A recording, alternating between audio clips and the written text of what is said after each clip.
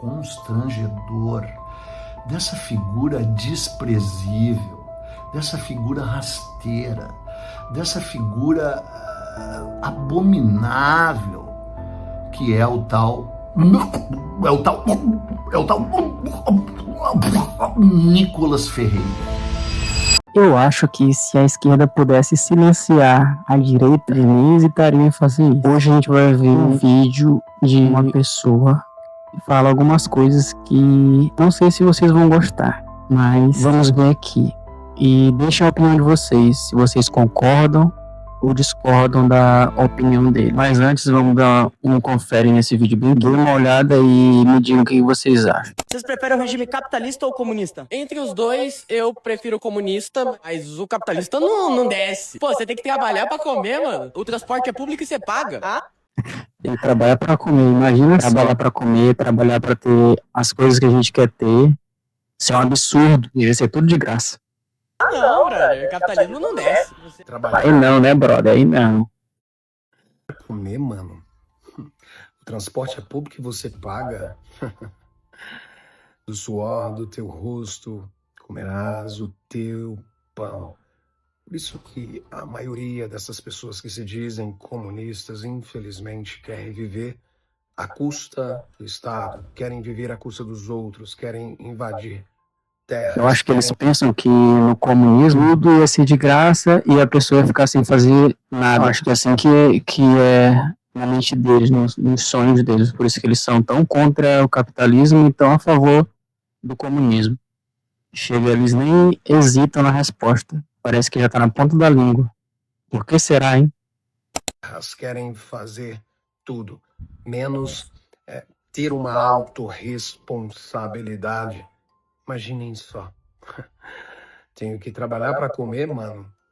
Infelizmente é uma geração de jovens que está sendo aí doutrinada, que está sendo ensinada a não fazer nada. Onde o Ocidente vai parar?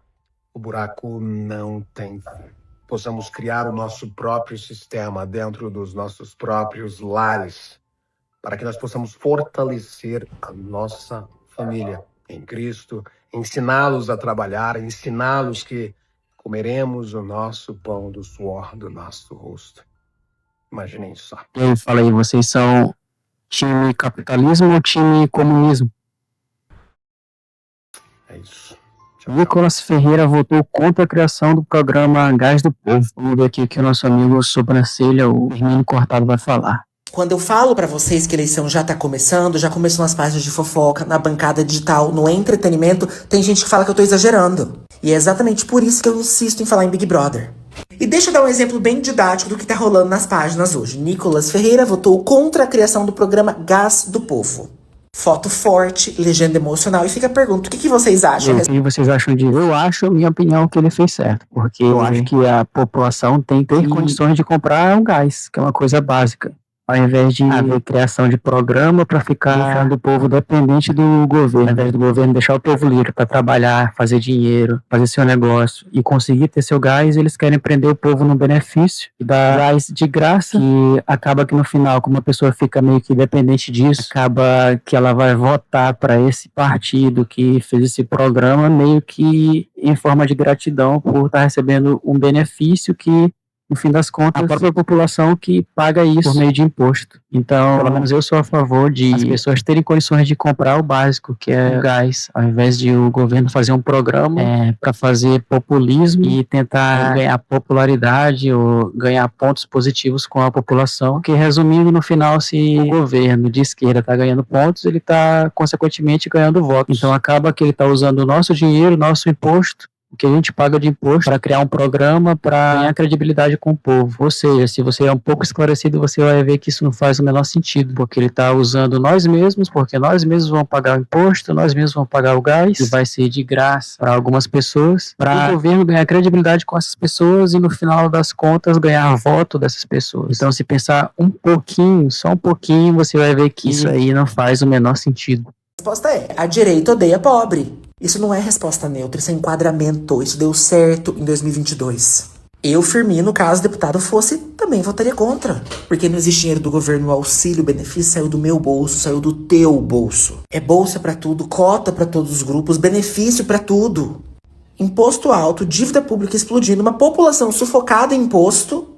Pra quê? Pra governo fazer média, falar que é governo dos pobres e se reeleger? Estado não é pai e mãe, isso não é crueldade, isso é matemática. E quem vota contra é o quê? É o vilão, é o cara mau, odeia o pobre, odeia o trabalhador. Aí eu te pergunto, quanto do salário do trabalhador... Só aí fica tão fácil de colocar, por exemplo, o Nicolas como inimigo do povo. Só a headline de uma matéria dessa já descredibiliza bastante a pessoa que foi contra, mas só pela headline da matéria não se vê o fato que se esconde por trás, né? Sobra pra ele. E aqui fica o meu puxão de orelha pra direita. Política não é no plenário, não.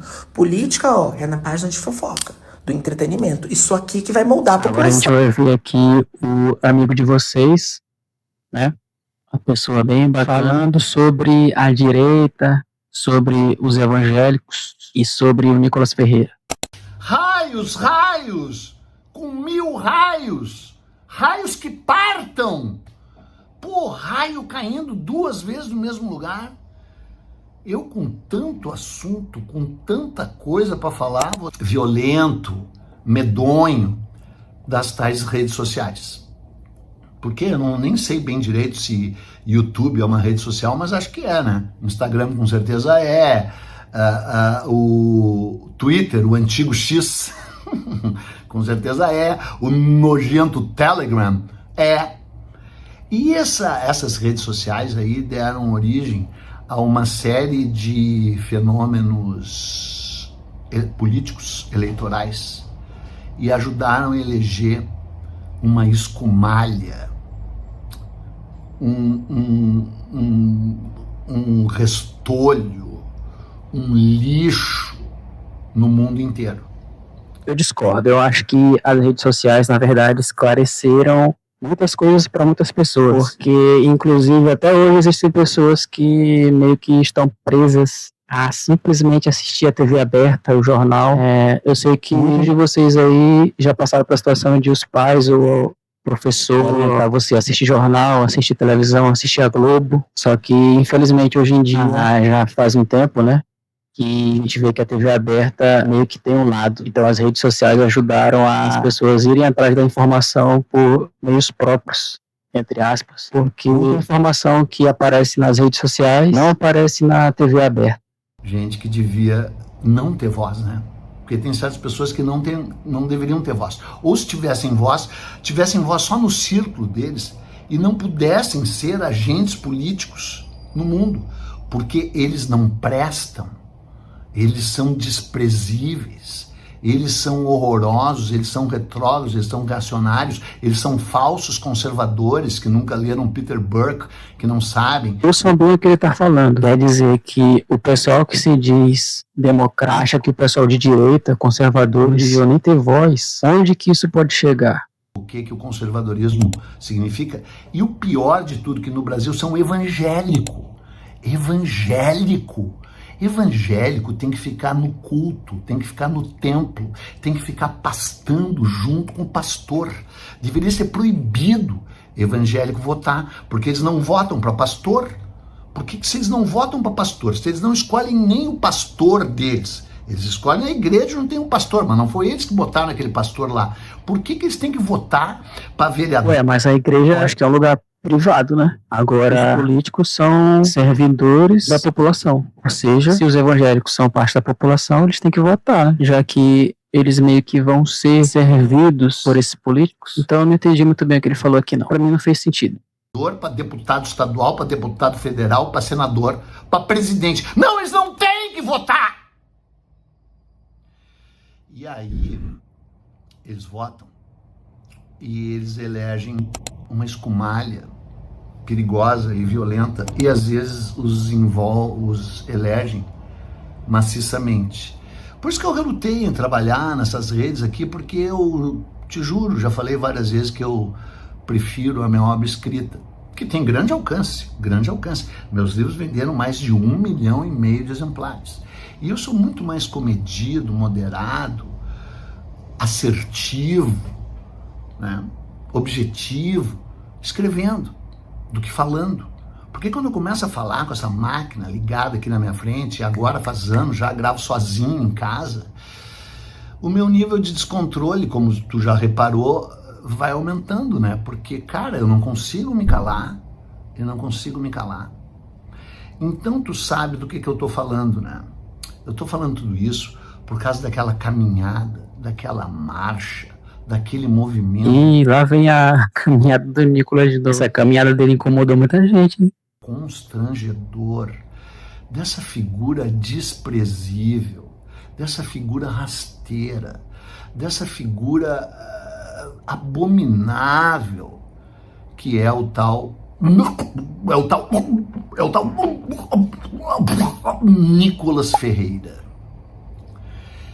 E aí tu fica pensando sobre a existência dessa criatura e sobre o papel que ele desempenha no Brasil. Pra vocês verem, né, como eles têm uma certa repulsa, talvez até nojo, do famoso Nicolas Ferreira. Então que se o Nicolas quer incomodar o pessoal da esquerda, como a gente tá vendo aqui, né, ele tá conseguindo.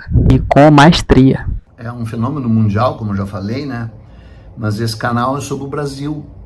Então, realmente, eu me sinto muito vilipendiado, eu me sinto muito para baixo, eu me sinto muito constrangido, acho que é a palavra correta, de ter que falar numa figura dessa que não deveria ser ninguém e que não é ninguém, mesmo com todo a quantidade de votos que recebe.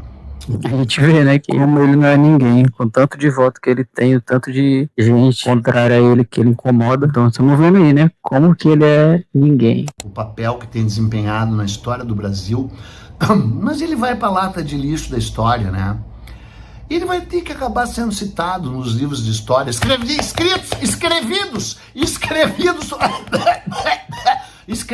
por gente que nem eu. Ele vai estar na minha próxima versão eternamente prometida, revisada e ampliada de Brasil uma História. A melhor história do Brasil já escrita no sentido literário, assim. Como é bom de ler Brasil uma História. É melhor que Brasil uma biografia da minha querida amiga Lili Schwartz e de Louise Starling, que talvez até sejam mais profundos e analíticos, né? Já que eu nem historiador sou, mas eu te garanto que dá muito mais prazer, embora dê prazer ler Brasil uma biografia e deva ser lido, né? E eu acho até que é uma leitura complementar com o meu, que acredite se quiser, é um livro olímpico, porque eu sou uma espécie de Zeus, né, cara? Eu sou uma espécie de Zeus. Parece, né? Parece pra caramba com os Zeus. Aqui, ó. Eu tava dizendo que quem nasceu em 1958 tem vivência, tem lastro. E no meu caso tem leitura, tem conhecimento. Agora um cara que nasceu em 30 de maio de 1996. Como é que uma pessoa que nasceu em 96 quer ter direito de opinar alguma coisa? Porque esse canal é etarista, às avessas. Esse canal acha que qualquer pessoa com menos de 50 anos não tem direito a nada. Eu particularmente discordo totalmente das coisas que ele tá falando aqui. Respeitamos as ideias e opiniões diferentes, mas minha opinião é que eu não concordo, sou o contrário. Sou conservador. E vocês são conservadores ou não? Eu mesmo. Que maravilha. Essa criatura, o Nicolas Ferreira, ele nasceu numa comunidade, numa favela chamada Pai Tomás. Pai Tomás, filho de um pastor evangélico. Sabe que pastor é o cara que pasta, né? O nome indica, pastor é um cara que pasta, né? Tá ligado ao gado. Há pastores decentes, há pastores dignos, há pastores progressistas, ou se não progressistas, ligados a causas humanitárias e tal. Eu suponho que o pastor Edésio, pai dessa criatura, não possa ser um desses. Porque senão, ele não teria deixado esse guri virar o que virou. Esse guri de merda. Porque é um guri de merda, né? É um guri de merda. E ele nasceu nessa comunidade e eu tenho minhas dúvidas que ele saiba da história dessa comunidade. Essa comunidade fica na periferia de Belo Horizonte, zona de exclusão, zona fruto da desigualdade social, criada no dia 7 de setembro de 1962, em pleno governo João Goulart. A gente vê que ele é inteligente, ele é muito inteligente. Vocês podem até discordar das opiniões dele, mas que ele tem conhecimento, ele tem. Eu não sei se ele pesquisou antes ou se ele já sabe de cabeça, mas que ele tem conhecimento, ele tem. Foi criada Ei, peraí, mas parece que ele tá lendo. Pelo então prefeito de BH chamado Jorge Caroni. Esse Jorge Caroni, ele era do PSD, ou PSD, que era o partido chamado Pega Tudo. Era um partido que tinha sido fundado por apoiadores do Vargas, mas que discordavam do PTB, do Partido Trabalhista Brasileiro, e queriam ficar mais à direita, assim, embora se dissessem de centro.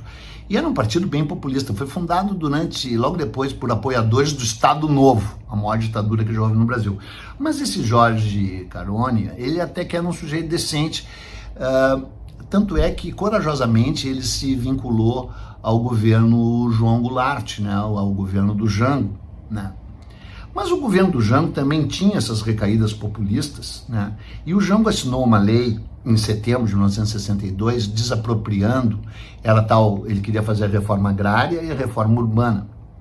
E na reforma urbana, ele desapropriou terrenos que estavam desocupados e desapropriou uma grande área, perto de Contagem, em Minas Gerais, que foi imediatamente ocupada, naqueles movimentos meio assim, MST da vida, assim, na época, dando origem a essa comunidade, que foi chamada de Pai Tomás, porque ali tinha um velho preto que fazia benzeduras. Alguns dizem que esse preto, na verdade, se chamava Seu Severo. Mas há uma confusão, tal. Outros diziam que se chamava Tomás mesmo.